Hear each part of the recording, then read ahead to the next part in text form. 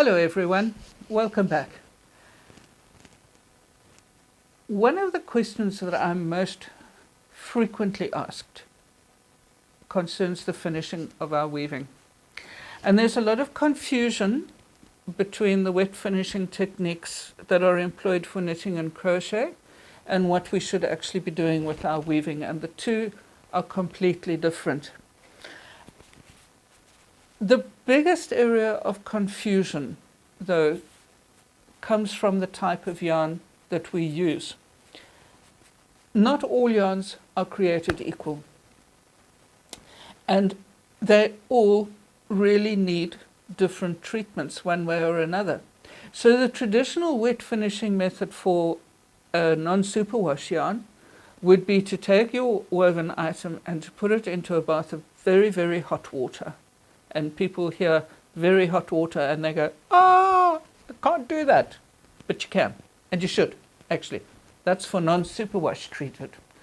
Superwash treated wool, you can generally put in the washing machine.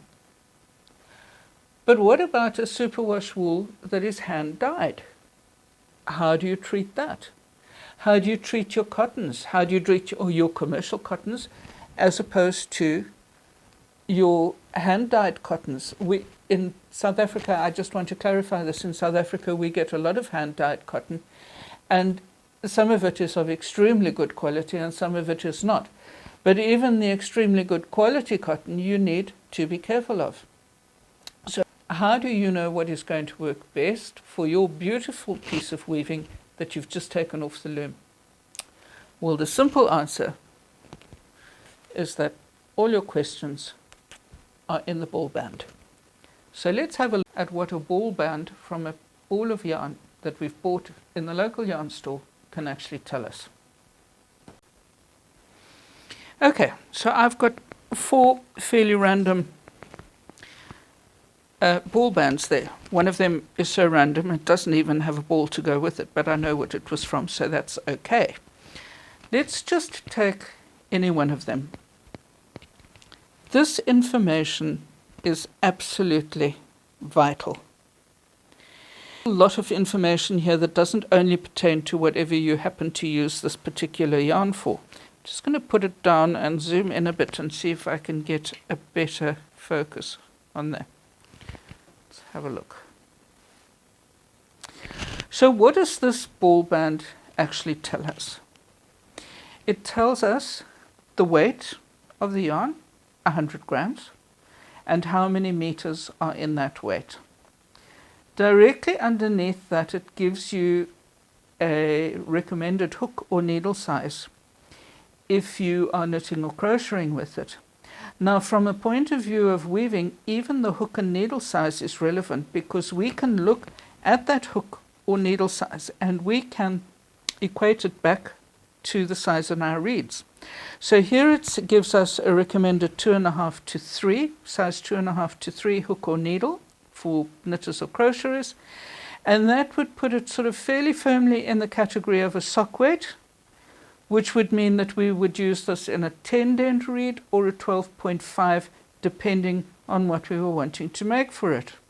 So already, just in the first 3 lines there, we've got a tremendous amount of information.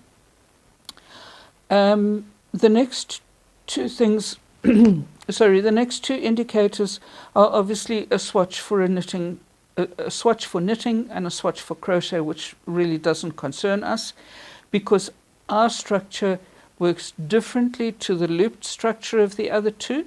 So we're not going to get the same size or anything, and we're not going to get the same shrinkage or retraction. So those 2 we can disregard. But here is the important stuff. We can wash this in 40 degrees. It doesn't tell us that it needs to be hand washed, which is quite interesting. We can iron it with a warm iron. Don't bleach it. I don't quite know what that symbol is, but don't tumble dry it. That all makes a tremendous amount of sense. Mostly, if your yarn has a very high wool content, or content of specialist fibers. So this one is a kid mohair merino mulberry silk blend. And here my instructions are different. It still gives me the weight and the measurement and the recommended hook and needle size. I can iron it. Don't bleach it. I'm not sure what the P stands for, actually, to be honest. But this one tells me that I must hand wash it. Don't tumble dry it, and hand wash it in 30 degrees. Now, it's the hand wash aspect that you need to be careful of. Personally, I've used this yarn many, many times, and I wash it frequently in the washing machine with no ill effects at all. If I were using a hand-dyed yarn, I would automatically want to wash it by hand, at least the first time. Because apart from anything else, a hand-dyed yarn often has runoff in the water. But the bottom line is that there is a huge amount of relevant information on your ball band. So don't get so excited that the idea of starting a new project that you rip off the ball band and throw it away. Read the ball band. It's going to tell you stuff that you need to know. And as you can see, this is a sheer piece yarn, which I've used for something actually which has turned out rather well. African Expression Soul is one of my great favorites, and I use it over and over again. So don't disregard that information.